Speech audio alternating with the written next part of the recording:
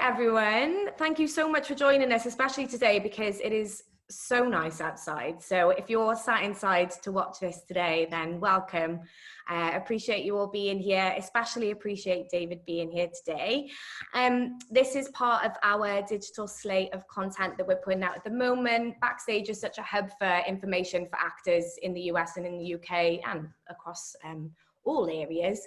But obviously during this time, we've got a bit more time to be at home. And so we're bringing people to you to give you some insight and information about what's going on in our industry. And today we've got a focus on drama school and drama training in the UK. And this is something that we haven't broached just yet. It's been parts of conversations that we've had, but we haven't specifically looked just at drama training. And there's no better person to be joining us today to talk about that than David.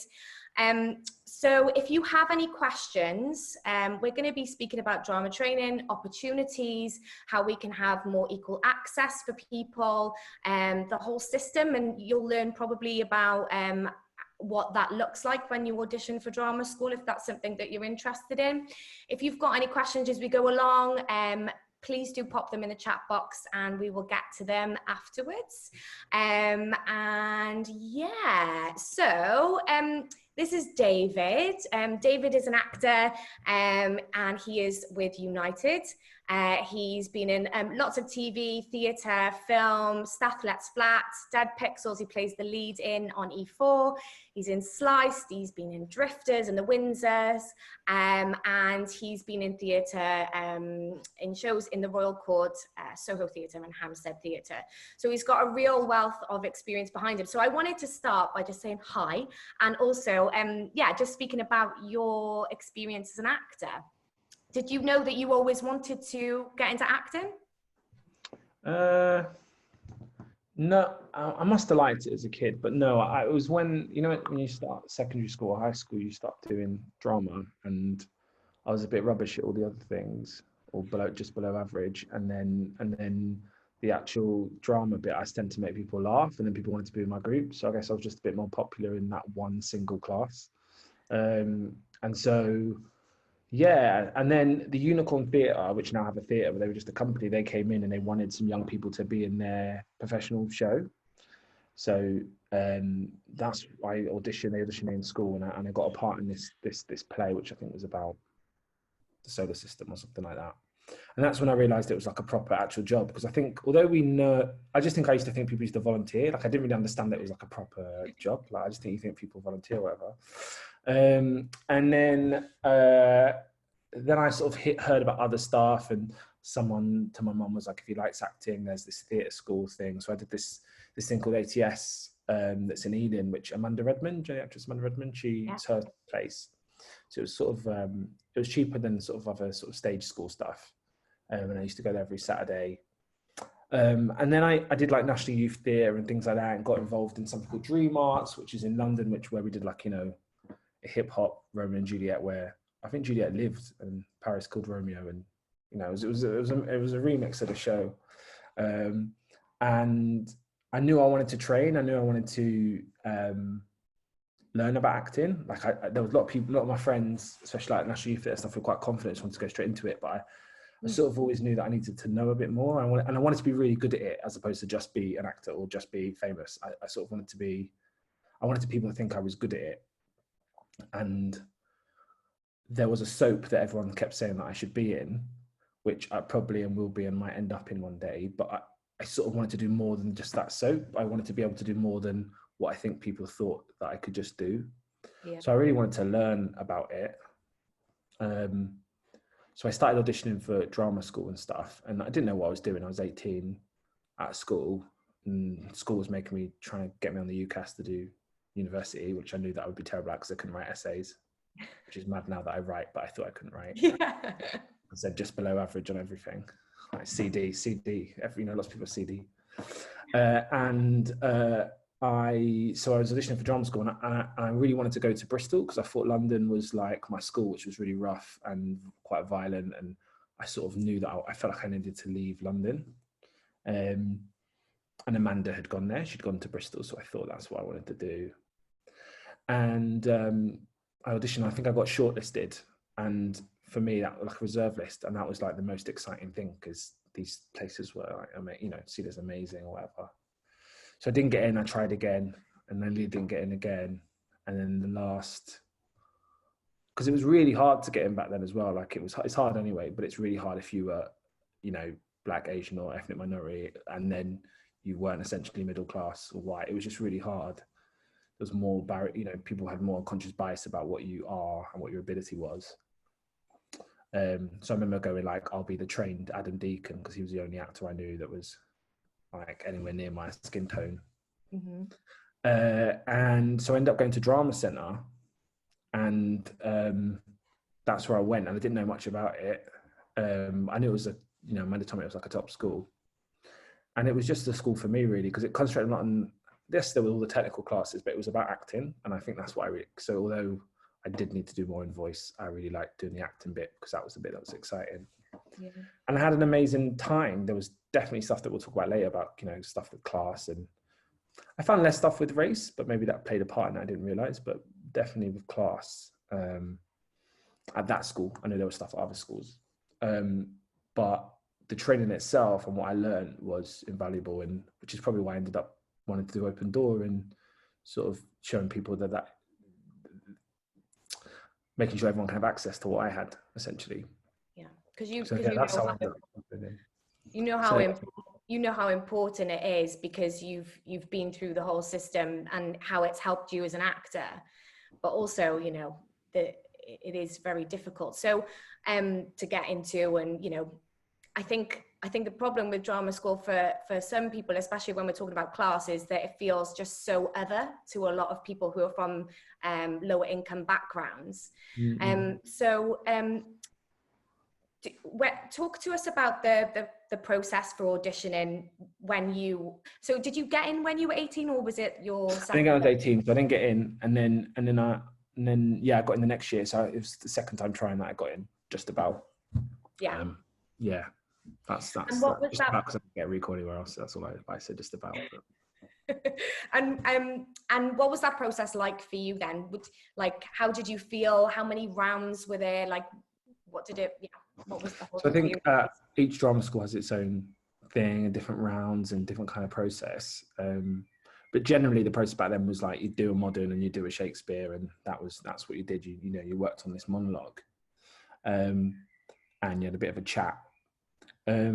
But what did I learn? So I think that like a really important thing that I think that's in like a lot of our minds when we start is like we think like and we do it in professional auditions. Like it's like they're waiting for you to mess up. Like you have this preconception that the people that are auditioning you or seeing you are waiting for you to mess up. And I think that's what we found with Open Door, like common in a lot of things. When actually, like if you're on the panel or you as a cast director, like you want people to be good. Like that's the most exciting bit when someone comes in and they're exciting. That's just really exciting. So changing your mindset that they're waiting for you to mess up or they don't like you already is it's really insane when you think about it, because that would just be an absolute waste of their time. Like, why would they be looking for bad people? They literally want the best people. They think the best people for their year. So I think just changing your mindset. So that was a thing that was against me. I had this idea that I wasn't, you know, want people like me and all the rest of it. And yeah, it's just tough. Like you've got this audition, you've paid your money, you're waiting, you've worked on it, and then it can just be done in 5-10 minutes, and you're sort of just left there, and you don't really get any feedback necessarily or anything like that. And so I think that's why it can be such a difficult process. And I think what we try and do with the Open Door lot is stuff that I've learned as a professional actor now is like, you don't really try and, when I go out for parts, I don't try and get the parts, if that makes sense. Like if I think about I'm trying to get the part, it won't really do me any good, because I just have no control over that. What I try and do is do a really good job at the acting. So therefore, like if you gave me this part, this is what I would do with it. If I had time to learn the script better and more time on it, and on the day or in the play, this is the work I would do on it. And if you like it, great. And if not, no. And I think that just really empowers anyone to do an audition. I think if you go in wanting someone to like you, it just won't go well at all, because your job is not to get them to like you or to get into drama school. Your job is to be an actor in that moment. Your job is to, whether it's a drama school audition or be an actor, your job is to go, if you want me as a student, this is the type of acting I do, this is what I've prepared. Or if I'm an actor, this is how I'd read this part that you see me for. And as an actor, I found that that's led to me getting cast in other roles that I didn't even audition for. So, okay, I didn't get this part that I went up for, but hey, are you interested in reading for this part? Or hey, we're just going to offer you this small part, this part instead, or whatever. And that's happened lots of times. I did a film called Huntsman, what's it called? Snow White and the Huntsman. Yeah. And I went up for some like big role and didn't get it. They're like, do you want to play this part, lead soldier it was called? And I basically just got 3 weeks of horse riding lessons and got to ride a horse, and I mean, the scene got cut, as they always do with those big movies, but I got paid to like ride a horse. I mean, that's just to learn how to ride a horse. So yeah, there's been lots of things like that where I haven't got the part that I'm going up for, but I'll be seen for that, or they'll bring me in for another show that they're doing. And I think bringing that attitude to drama school auditions or any audition is really useful, because it's not your job to try and get in. You want that, but how do you get that? You do that by doing a really good job at the acting, and don't be a knobhead. That's basically the 2 rules, I think, for any actor. Don't be an idiot. And I mean, through life generally, I think those are two great tips. I think sometimes people have this idea, though, don't they, of acting, because you see all the social media and stuff. You think you've got to like put your elbows up and like determination and like do people over, and just no one wants to work with you if you're like that. So the best thing to do is be someone that people want to work with. So be a really nice person. It's really easy as well. I think it's harder to be an idiot. It's harder to be a knobhead. Oh, That's yeah, for sure. But also like doing that part of being a bit of a knobhead, but also sitting with it afterwards, because then you're just going to think about all of the bad things that you did. But if you're just a nice person, you bring light towards yourself. So absolutely. But for you, I mean, that's something that I just want to reiterate in casting as well. You know, don't try and second guess what the person wants and try and be something that you're not, especially when you're trying to show your personality before the point of you actually reading.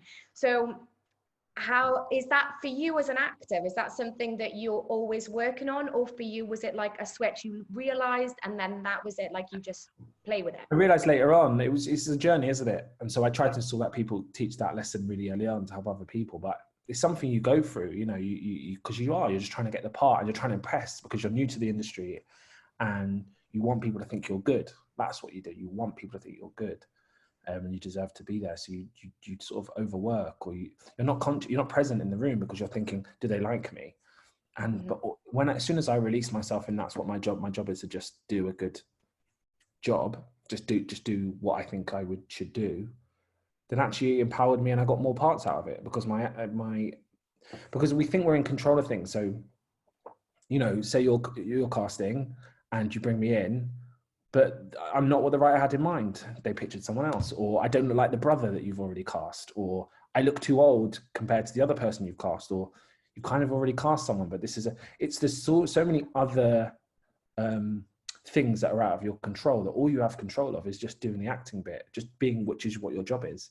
Yeah. So I think actors, like especially early stage, can spend their whole time just not being actors and being like industry people. But that's not the good fun bit, because you rarely get to act. So I think seeing auditions as moments to act is the best thing, and you just feel better about it, because that is what your job is. Your job is to just present your work. And I think people do that to drama schools as well. We have to often tell them, like, oh, RADA, I think they like more this at RADA, and you're like, you have no idea, like, where have you got that from? And you know, there's all these stories that people have in audition rooms at drama schools where they learn about I hear that they like you if you do this, they like you, or if you do, you can't spend 3 years being someone else. So you literally just have to show what you are, and if they don't like it, fine, because someone else will.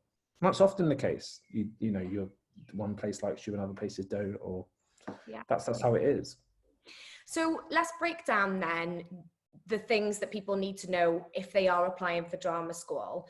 So you touched upon it earlier. So one contemporary piece and one classic piece.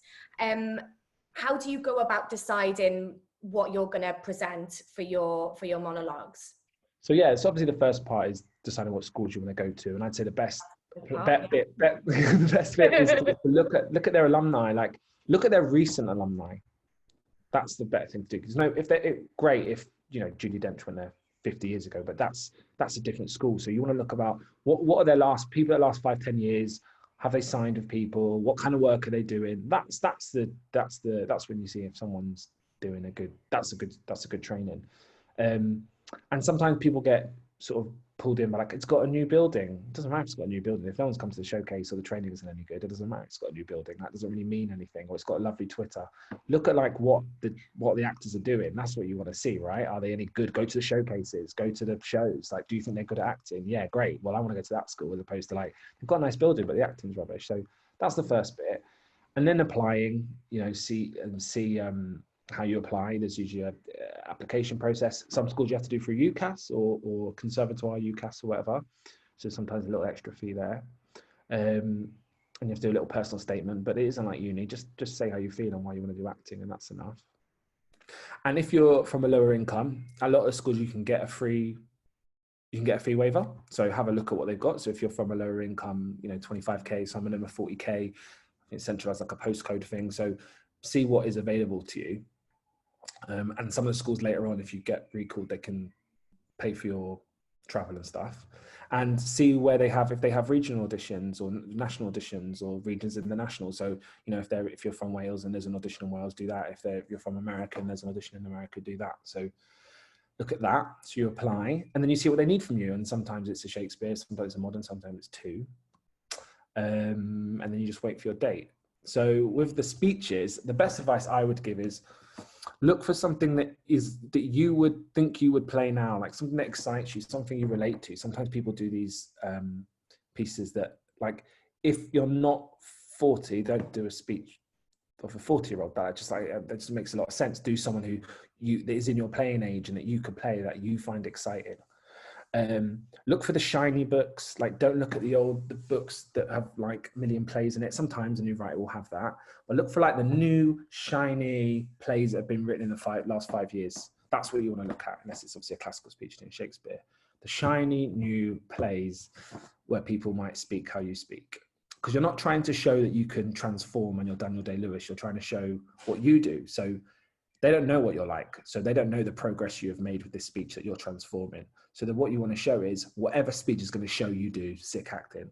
So I knew when I was younger, I could do angry really well for whatever reason. So I'll find something that was, had a lot of power or whatever it was. And I knew that I was all right at making people laugh. So I looked something that might make people laugh. So play to your strengths, I think. And then the only trick, and this is a good way to, so look for plays at like Royal Court, Orange Tree, places that do new pieces and plays all the time. And if you're from a certain part of the country, if you're from Manchester, look at what Home are doing, look for the Exchange and see what plays they've done, because they'll probably be in your accent and your dialect and all the rest of it. And if you're from the city and another city's accent works and you can just change little bits, that's fine. So find something that fits your voice. It's more than fine to change your accent. I think sometimes when people do Shakespeare and stuff, they think they have to put on Shakespeare acting or do a different type of acting. And Shakespeare acting isn't a different type of acting. Shakespeare acting is actually really, it's hard, but it's easy. Like usually the speeches of I love you, I hate you, I'm going to do that person over. Oh God, what shall I do? It's usually those four things. Like they're very simple if you really break it down. And once you really get to know what these speeches mean, so translating them in modern or all the rest of it, then you just speak it. And there's lots of, you should find stuff online about like how to diverse speaking and all that kind of stuff and what that means. But I think the best thing to do is just play it as if it is now. Don't set it in Castle Land in your head. Sometimes people set it in like Tights World. And, if the speech is about how you love someone, imagine someone that you quite fancy and imagine talking to the audience about it. So that'd be another tip. Sometimes with soliloquies, which are speeches to, I speak really fast. Is this all right? No, Good. you're perfect. Perfect. Fine. So speech. So sometimes with Shakespeare, people think that they're talking to themselves, and sometimes that's the case. But most of the time, anything is to the audience. Everything is to the audience. So you're making the speech active. So as opposed to like, to be or not to be, it's not to yourself. Obviously, he's reflecting himself, but it's the audience, and he's saying, "Shall I do this or shall I do that?" And if you go see, like, you can watch online Shakespeare plays and all the rest of it, you'll see that that's what the actors are doing. They're talking to the audience because that's what it was for. The scenes are happening, and then there's a bit where they break out to the audience, and Shakespeare's going, "Hey, look, can you see what's going on?" So not doing it to yourself. No, your speeches are never to yourself. That's just a rule. They're always to someone. And then my next tip is don't do story time speeches. So like, don't do speech which is like, when I was 7, the rain fell. I could hear mum upstairs. Like, they're boring, man. They're so boring, those speeches. And it takes us time to get into it. So find speeches that are like, hey, listen to me, or no, I think you're wrong about that. I need to tell you this thing. Or hey, I just need to tell you how much I love you. Whatever it is, so it's active. So look for speeches that are active and that are, you get to do some acting as opposed to like tell a story. And obviously there are exceptions to the rules. Sometimes those speeches have story bits in it. So I hate you, this is why I hate you, because when we were 7, this happened, but it's still active as opposed to just the whole thing being descriptive. And don't play people who have like severe mental health problems, I would say, in regards to like find themselves in different worlds, because it's just really tough to play. It's really, really tough to play. So I think find stuff that is like, yeah, someone's honestly and actively talking to someone and it doesn't sort of, you know, I don't think Ophelia in Hamlet is necessarily is going to show your acting off best, or stuff like that. So I think those are my best tips for doing monologues and stuff. And that's all on my website as well. You can see when we say how to audition for Open Door, there's lots of tips and the type of speeches you can do. The only last thing I'd say, it's really hard to search for plays. Like, it takes ages, and it does take hours. You have to sit in a bookshop and do it, or go on Drama Online or whatever. But just literally look at the first pages. Like, okay, everyone's a woman, so like, okay, maybe I can't do that. Or everyone's 50, okay, I can scrap that.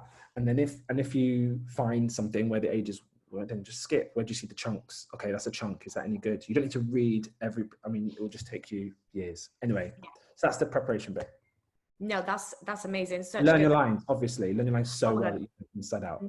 Know your lines. Yes, learn your lines. People think it's learning your lines, but it isn't. Yeah, no, you have to know those lines. So when you go through the process then and you have applied to, what does the application process actually look like? Have you got to answer any specific questions, or is it all based on your experience? What are you sort of sending? Yeah, I don't think sometimes it says stuff like, what have you done before? But like, that doesn't really matter. Like, you can say like, I've just done a play at school. Like, that's the difficult thing, which is different to uni, and why drama schools auditions are expensive, because they're trying to audition everyone equally, as opposed to like just on grades. So anyone, whether they have no qualifications at all, I know sometimes it says that, but I think most of them make exceptions. You can audition. So even if it says stuff about what you've done before, just be really honest. Like, I've just done a school play. Like, that's fine. And if you've done stuff, also great. And it's just basic information, really. And then there might be a bit about, you know, age, name, address, all that kind of stuff. Might need, because some are connected to universities, might need your GCSEs or whatever it is. But don't worry about those grades, I would say. And then the next bit is, there might be a bit about why you want to apply for the school. And just be really honest about that. Don't try and just be really honest about why you want to. I really want to learn. I really want to train. I really like the actors, whatever it is. I think sometimes we feel like we have to pretend to do and be stuff, but I think just tell the truth. It's always a better bit, because you probably have something more beautiful to say than you think you have to say. And that applies in the interview bit in the audition room as well. Like, I think we try and, I'll be a Lambda actor. And actually, like, they don't want that, because I only have 10 minutes with you on a panel. Like, with Open Door, I've only got 10 minutes with you when I've sat on panels. And if you're the whole time putting on a mask, same with professional auditions, the whole time you're putting on this thing, I sort of don't connect with you, because I don't really get to find out much. So just, if you don't like something, say you don't like it. If you really like something, say you like it. I think being really honest is really good. And it's a good time as well. I mean, it's always a good time to be thinking about what you like, what you want, what interests you, what doesn't interest you as much. Like, this is a really good time if you are thinking now about applying for drama school and what type of courses that you're looking at. You know, as David's saying, the power is all in all of the research that you're doing, because you need to know what you want, and you need to know what interests you in order to be able to decide what type of actor you want to be and start that part of your exploration, which is why I think drama training is so important as well, because it's so intense. You know, you're all day, every day in a room, you know, learning all of these things, working with each other, being vulnerable. So just quickly, just to touch back on the whole process of auditioning for drama school. When you do get to that point, who can you expect to see in the room? So what does that look like, so that nobody's surprised when they enter into it? So most of the time there'll be some sort of usher that will welcome you and you sign in and say you're there. They might give you a name tag or whatever, and you'll sit with people. And sometimes the auditions can be individual, so you'll go in one at a time and do your speeches. Sometimes might start with a workshop first, and then they'll see people individual. And sometimes it will be a group audition, so you'll do your speeches in front of people. So it can be various different. Some people like either way. Some people like the fact there's other people there because it feels like a performance, or I have people to play off. And some people don't like that because that's super scary. So there's probably an audition for everyone. And I think with the panel, there look usually two people. There'll usually be someone related to the school or an ex-student, and then someone who's like an industry professional in those first rounds. And usually as you go through further rounds, there'll be more permanent staff there. So yeah, that's who you expect to see. But sometimes there are other auditionees there, and I think it's a really weird thing to think that you're in competition with the people in the room. I think I used to think that, but it's like there's thousands of people applying, so there's no point thinking you're in competition with those people because it's wild. Those 5-6 people are not your competition. It's the thousands and thousands. So that's just not a healthy way to look at it. And the best way to think is like, this is my acting, this is what I do, and go. And I've seen auditions. Like I remember. Yeah, I'm not arrogant, but I remember going to my central audition back in there and I knew I did a really good job, and they recalled literally everyone, and because people told me, they were like, that was really good. But for whatever reason, that wasn't what, maybe they thought my voice wasn't right, or back then that someone like me couldn't be an actor, whatever it was. But you just have no control over it. So I think just going there, like I said, just saying again, just go in there, do your acting and leave, and go do something fun and hang out with your mate and just wait to hear. But yeah, you'll go in, there might be a workshop, you might do your speeches, and then that'll kind of be it. And in some schools you might get recalled on the day, and there might be another room that you go to later in the day. But a lot of the time you'll get a letter or an email through saying you got a recall or you didn't. Great. Thank you so much for breaking all of that down, because, as I said earlier, there'll be people in here for sure, and people who are going to watch this afterwards who the whole process just seems so alien to them. So knowing what those stages are, and that that you don't have to pretend, and that you can just be honest, is so helpful. So you've done all of that, you work as an actor, and have been very successful doing so. When did Open Door come around, and was it your idea, or did you get involved a little bit later on? So yeah, tell us about the genesis. So I worked with young people since I was about 17. I'm a trustee of an organization called Dream Arts, but that was the one who did the hip hop Romeo and Juliet.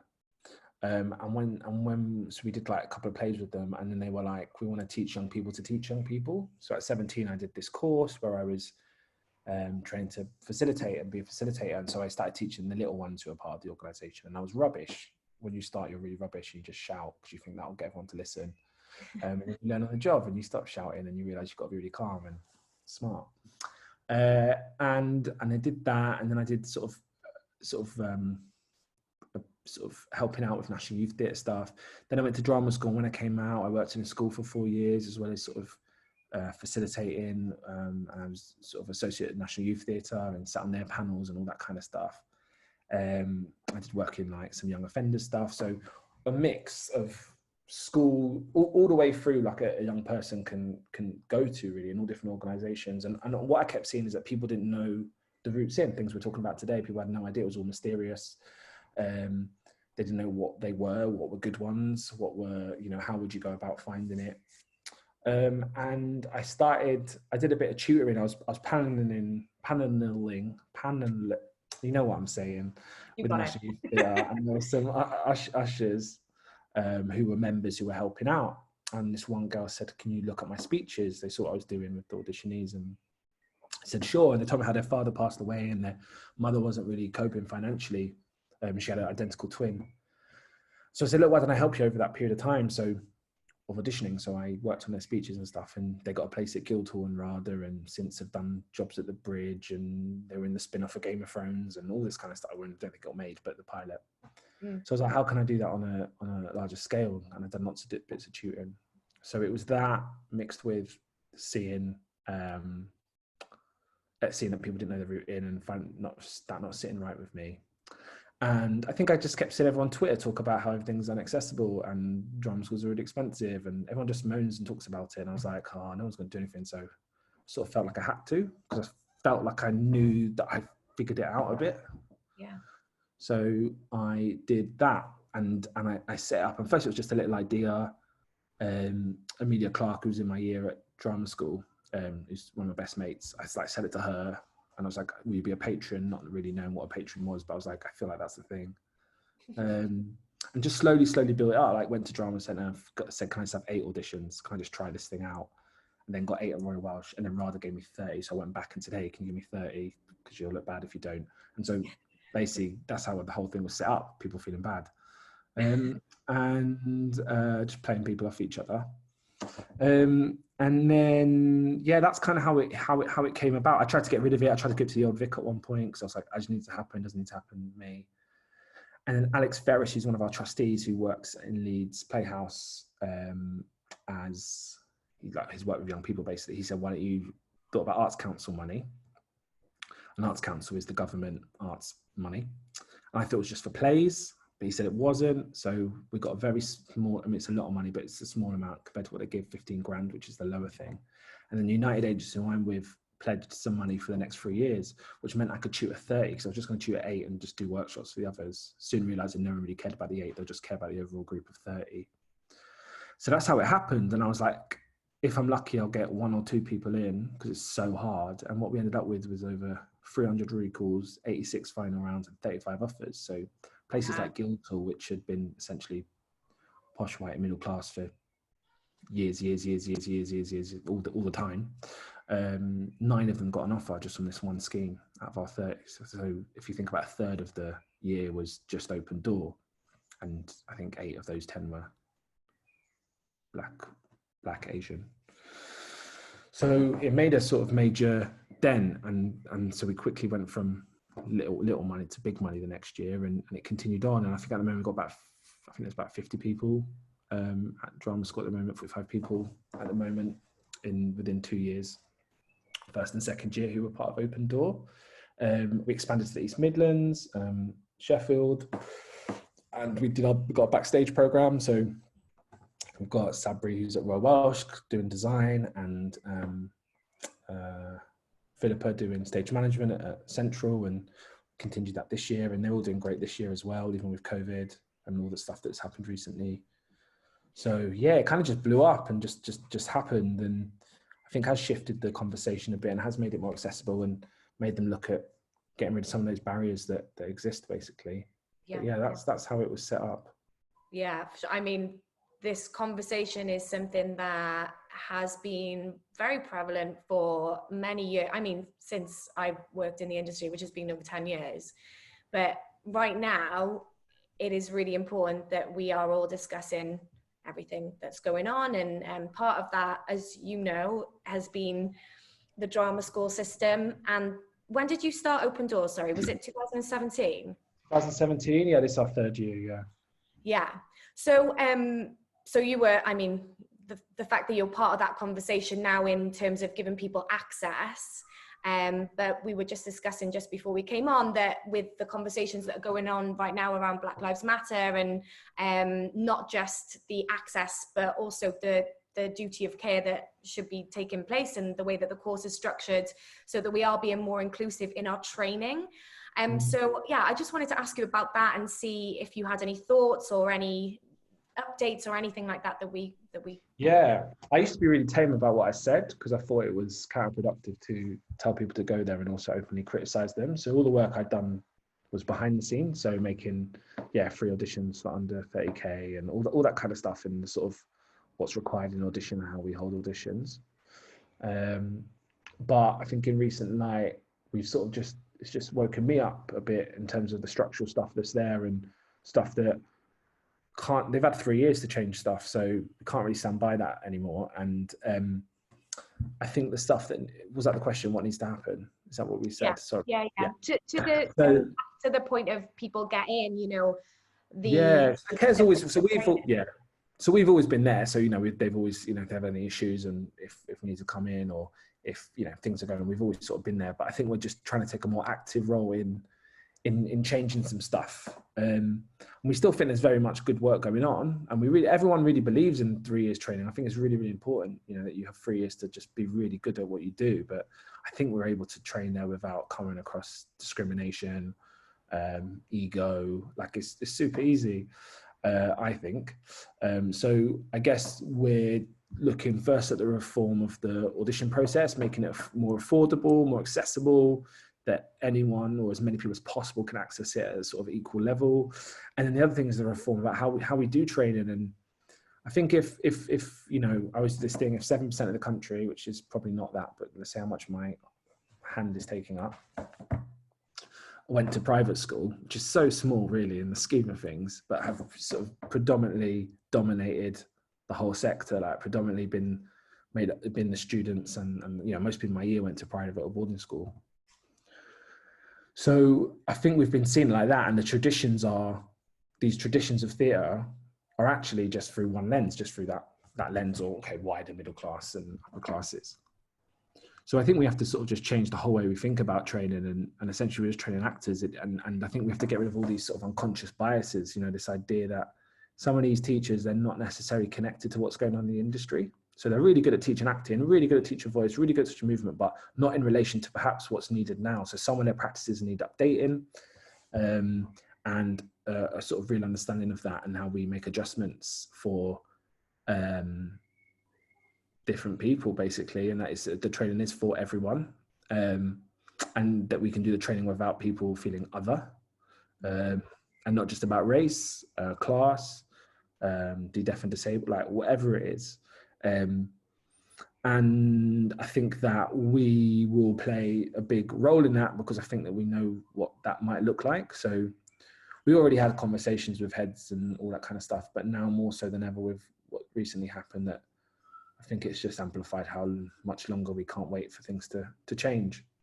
Yeah. And there are schools that are, like, you know, so far, like we're aware that Royal Scottish has really good care. Of course there's learnings to be done, but we know there's good work there. And I'm encouraged by Sarah Frankham, who's just taken over Lambda, who used to be artist director of Manchester Exchange, but she also used to be a teacher. She also set up youth theatres in Manchester. So she has the right vision, and it's about her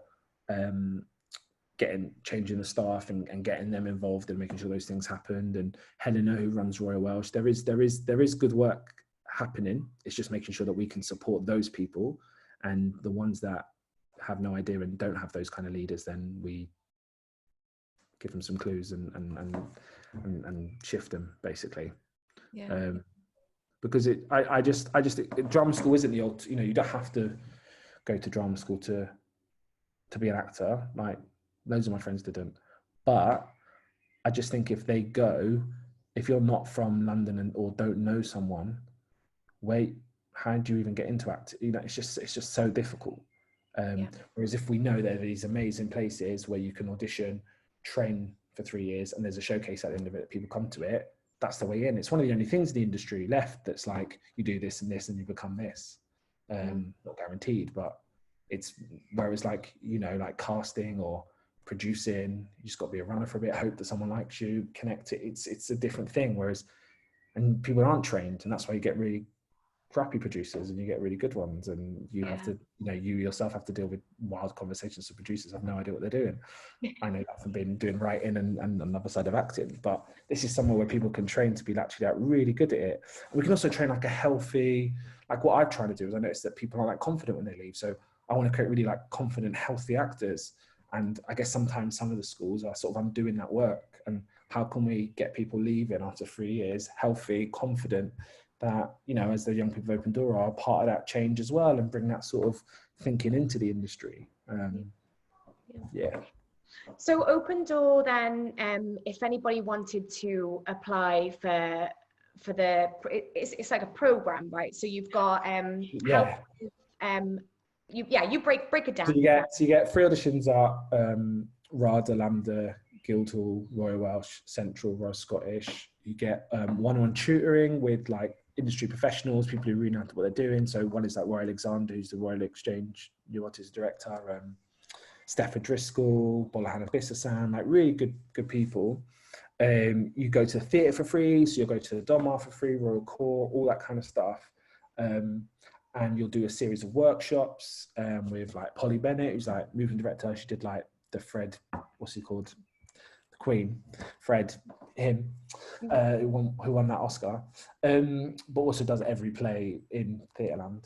And where you do all that work, where you do your tutoring or where you do all the workshop is in those buildings. So you're at the Royal Court, you're at the Donmar, you're at Central Lambda. So you're getting used to being in those buildings as well. And so all our, we have so much support from the industry, you know, it's this, the theatres give us the space, monies from all the agents, United Agents, Independent, Markham and Frog, you know, so on, so on, so on. If I name them all, I'll miss one and I'll be in trouble. They get a buddy each, someone from the industry from a similar background to them, who's might go to drama school and become an actor. People like Papa, people like Ron Kay, like, you know, some really amazing people. What else do you get? Pay for your travel. If you're not from London and you need to get to London school, or you're from London and you need to get to these other schools, we pay for your travel, so you don't have to pay for anything. You get, there's a hardship fund if you can't get to sessions for whatever reason, or your audition. Sometimes we pay for lunch if someone can't make a whole thing. Yeah, you get lots. It's the whole thing to try and just even it out, so you're not thinking about money while you're auditioning. Yeah, it's such amazing what you're doing, and it's so important. How can people apply? Because it's not open right now, is it? So when should people be looking out for that application time? I think that we're in a time where, because of COVID, we're not 100% that we'll be able to, because of money situation, that 100% what we're doing. But if we do open and do stuff, you can head to the website, which is www.opendoor.org.uk. And I think the best thing to do, because sometimes if you're not part of the program, we still announce other stuff, other things you can be part of, other opportunities. So you can follow us on Instagram and Twitter on @OpenDoorPeople. And that's the best place to look for announcements and all the rest of it, when things will open or new opportunities. So even if we don't do the same stuff this year, we're hoping that there'll be other things that we're doing that you can get involved with, like one of our projects called Ignite, which is letting people know about all the jobs: casting, agent, lighting, sound. Really, because we didn't know about those jobs. I didn't know about casting. I didn't know what that was. I didn't know about producing or any of those kind of jobs. So early on, teaching people. So one of our panels last time was like Vicky McClure, Shaheen Baig, Will Hanzada, Independent. It was like, you know, really, really some amazing people from all different jobs. So that's something that you can come and learn more, and more of this, I guess, but it isn't specifically about acting. Yeah, no, you're such a good follow on Twitter and Instagram, because you do share all the good stuff, and not just stuff which is around Open Door, but important news and opportunities that other people can get involved in. So I just wanted to talk about, just briefly, because we do have to go in a moment. So if anyone has any questions, guys, please do get them in now. If you do decide that maybe drama school isn't right for you for whatever reason, and obviously, as you say, I know loads of actors that didn't train. It's right for some people, it's not right for other people. Do you have any tips for anyone who isn't going to go down that route of drama training in a 3-year course, what people can do instead? So I think if you've never done anything before, or anyway, you should always do some kind of learning, like whether it's a youth theatre, it's some classes you can go to, and check them out. Like, make sure they're not rip-off places. People are just trying to make money. Make sure that you enjoy it. Make sure that you think you're getting something from it.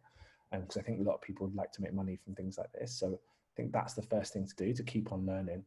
And then the second thing is you need to be seen. So people aren't just going to sign you, an agent's going to sign you, a cast director, and that's going to take you if there's nothing there. So I think like getting involved in stuff, whether it's making your own work, writing your own play, putting it on at the Vaults Festival in London, your local theatre, being in stuff is the way to be seen.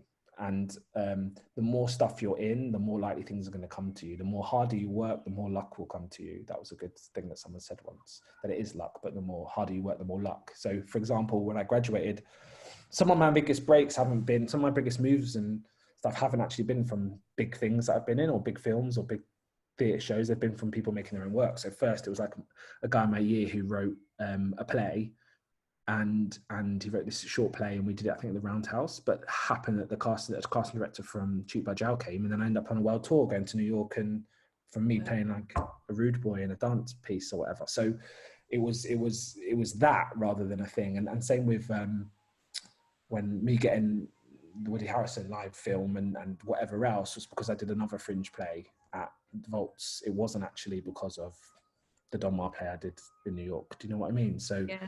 being in staff, making your own work, I think is the way to go. Be it short films, getting some kind of show reel together, but don't put anything rubbish on the show because that's what people look at. So if there's any rubbish acting, that will definitely put them off. So make sure the acting is really, really good.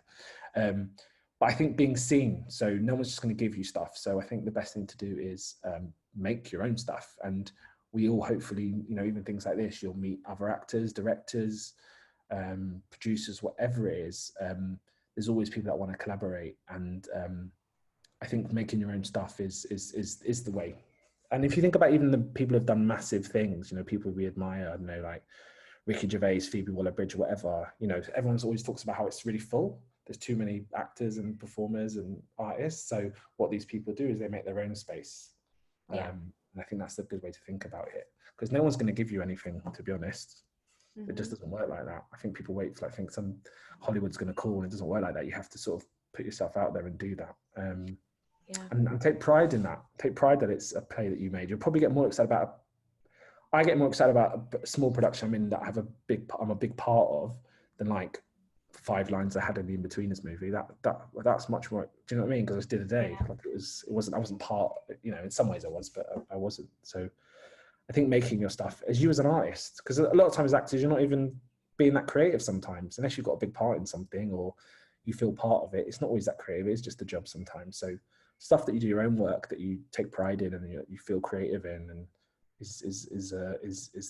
keeps a healthy actor, I think.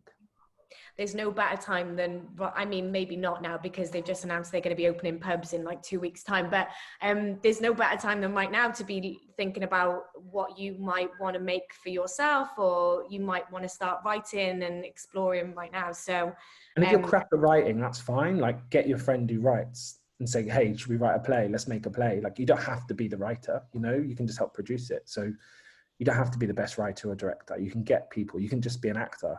And you just get a good director and write and say, let's make something together. Yeah, perfect. The last thing I wanted to ask you, because you did mention with Open Door, you have help in other areas now outside of London.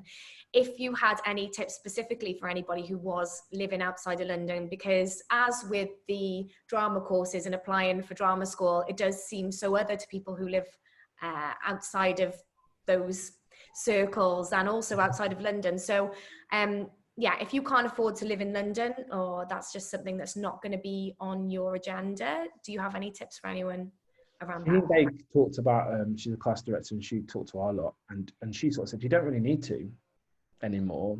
It's obviously it's helpful with some reading or whatever, but there's so much self-taping now.